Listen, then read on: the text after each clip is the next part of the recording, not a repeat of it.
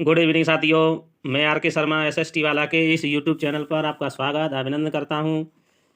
आज का सेशन शुरू करने से पहले आपको और आपके परिवार को मेरी तरफ से गोवर्धन पूजा की हार्दिक शुभकामनाएं। आज हम एनसीईआरटी बुक्स में लेसन नंबर 6 से 9 तक जितने भी क्वेश्चन आंसर बनते हैं महत्वपूर्ण उन्हें हल करेंगे। और कल से एनसीईआरटी बुक्स 8th क्लास का फर्स्ट चैप्टर शुरू करेंगे। चलो शुरू करते हैं। क्वेश्चन नंबर फर्स्ट, काई एवं लाइकेन पाए जाते हैं। तो इसका राइट आंसर होगा, आप बताएं। आपको प्रत्येक क्वेश्चन के लिए बताने के लिए 4 सेकंड का समय दिया जाएगा। इसका राइट आंसर होगा टुंड्रा प्रदेश। टुंड्रा प्रदेश एक ऐसा प्रदेश होता है जो उत्तरी ध्रुव दक्षिणी ध्रुव के जो शीत प्रदेश हैं वहाँ पर पाए जाते हैं। टुंड्रा प्रदेश उत्तरी ध्रुव पर पाया जाने वाला ठंडा प्रदेश है। यहाँ पर बर्फ़ जमी रहती है और बर्फ़ में वर्ष भर बड़े वृक्ष नहीं हो पाते हैं। यहाँ पर थोड़ी बहुत धूप निकलती है तो काई और लाइकेन जैसे वनस्पति पाई जाती है। नेक्स्ट क्वेश्चन पर चलते हैं। कांटेदार झाड़ियाँ मिलती हैं। आप बताएं इसका सही आंसर क्या होगा। इसका सही आंसर होगा गर्म शुष्क रेगिस्तानी जलवायु में। ये शुष्क रेगिस्तानी भाग में पौधे होते हैं, वो उनके जो पत्तियां होती हैं वे कांटों का रूप ले लेती हैं क्योंकि वहाँ पर पानी की कमी पाई जाती है, पानी की कमी के कारण।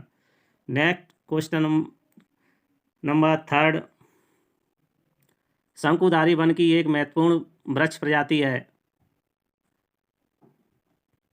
इसका राइट आंसर होगा चीड़। शंकुधारी वन ऐसे वन होते हैं जो उच्च अक्षांशों पर पाए जाते हैं।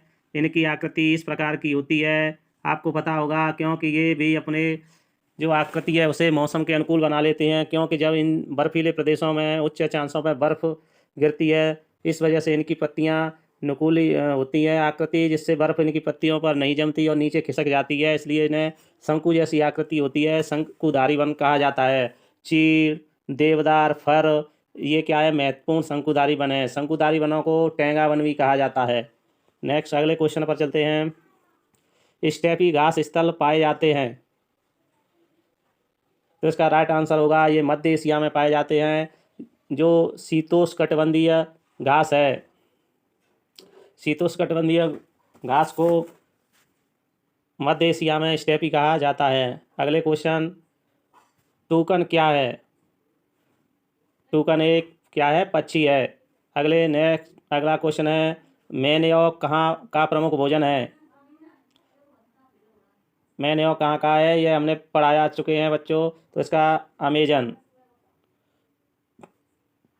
अगला क्वेश्चन है, कोलकाता किस नदी के तट पर स्थित है। कोलकाता आपको पता होगा, कोलकाता पश्चिम बंगाल की राजधानी है। और ये एक महानगर है। कलकत्ता है वह एक बंदरगाह भी है। आप बताएं तो यह किसके किनारे है, हुगली नदी के किनारे बसा हुआ है। अगले नेक्स्ट क्वेश्चन पर चलते हैं। देवदार एवं फर के जो वृक्ष हैं वे किस प्रकार के वृक्ष हैं। इसका जो राइट आंसर है वो होगा शंकुधारी वृक्ष।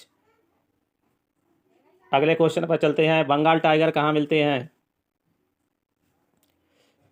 जो बंगाल टाइगर हैं वो डेल्टा क्षेत्र में पाए जाते हैं, जो अपना ब्रह्मपुत्र नदी का डेल्टा है वहाँ पर। अगले क्वेश्चन, भारत में सर्वाधिक जैव विविधता पाई जाती है। आप बताएं इसका सही आंसर क्या होगा। जो इंडिया की जो बायोडाइवर्सिटी है वो सबसे अधिक कहाँ पर पाई जाती है, शांत घाटी में। साइलेंट वैली भी कहा जाता है, इसे क्या कहते हैं, साइलेंट लैंड वैली। यह किस राज्य में, भारत के केरल राज्य में है। किस में है ये, केरल में स्थित है। अगले क्वेश्चन पर चलते हैं। पश्चिम घाट पर पाई जाने वाली वनस्पति का प्रकार है। तो जो पश्चिमी घाट है उसे क्या किस नाम से जाना जाता है, इसे सह्याद्री घाट के नाम से भी जाना जाता है। और यहाँ पर जो वनस्पति है वह सदाहरित होती है क्योंकि यह तटीय भाग है। अगला नेक्स्ट क्वेश्चन पर चलते हैं। भारत में मैंग्रोव वनस्पति का सर्वाधिक विस्तार किस राज्य में पाया जाता है। तो इसका सही आंसर आप बताएं।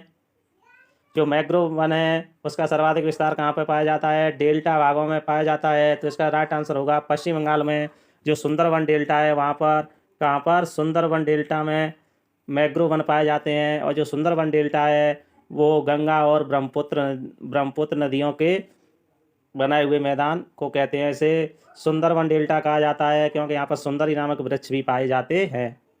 अगले क्वेश्चन पर चलते हैं। देश के कुल क्षेत्रफल के कितने प्रतिशत भूभाग पर वनों का आवरण है? तो आप बताएं इसका राइट आंसर।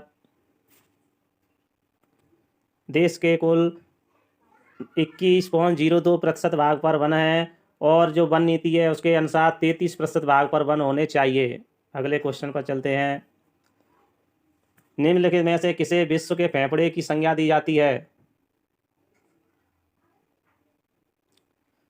इसका राइट आंसर है विश्वतीय सदाबहार वन।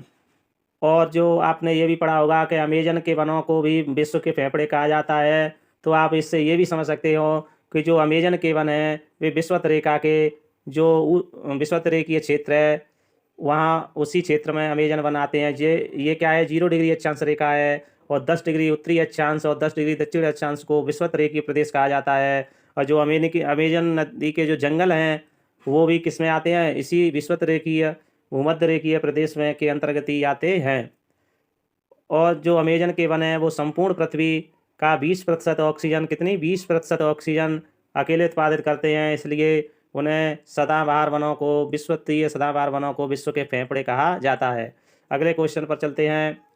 शांत घाटी साइलेंट वैली संबंधित है, इसे हम पूर्व में ही बता सके हैं, आप इसे बताना। इसका राइट आंसर है केरल। केरल भारत का एक दक्षिणी राज्य है। अगले क्वेश्चन पर चलते हैं। विश्व वन दिवस मनाया जाता है, तो जो विश्व का जो वन दिवस मनाया जाता है आप बताएं इसका सही राइट आंसर क्या होगा?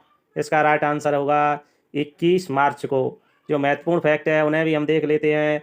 विश्व वन दिवस मनाया जाता है 21 मार्च, विश्व पृथ्वी दिवस 22 अप्रैल और विश्व पर्यावरण दिवस 5 जून को मनाया जाता है। आपको ये महत्वपूर्ण दिवस ध्यान में रखना है। अगले क्वेश्चन पर चलते हैं। भारत का प्रथम राष्ट्रीय उद्यान कौन सा है? इसका राइट आंसर होगा जिम कॉर्बेट। अगले नेक्स्ट क्वेश्चन पर चलते हैं। एक सींग वाला गैंडा किस अभयारण्य में पाया जाता है? हम पूर्व में भी इसे पढ़ा चुके हैं। अगर इनमें से क्वेश्चन नहीं आ रहे हैं तो हमारे जो चैनल की लिंक है उसे वहाँ पर जा कर के वीडियो देख सकते हैं। 6 और 7th क्लास की NCERT पूरी हो चुकी है, 8th क्लास कल से शुरू होगी। तो एक सींग वाला जो गैंडा है वो कहाँ पाया जाता है? कांजीरंगा अभयारण्य में पाया जाता है और कांजीरंगा अभयारण्य असम राज्य में स्थित है। अगले क्वेश्चन पर चलते हैं। बाघों का राज्य कहाँ जाता है? बाघों का राज्य किसे कहा जाता है? मध्य प्रदेश। अगले क्वेश्चन पर चलते हैं। भारत की सबसे बड़ी बाघ परियोजना कहाँ पर स्थित है? कौन सी है? नागार्जुन। और जो नागार्जुन बाघ परियोजना है वो अपने तेलंगाना राज्य में स्थित है।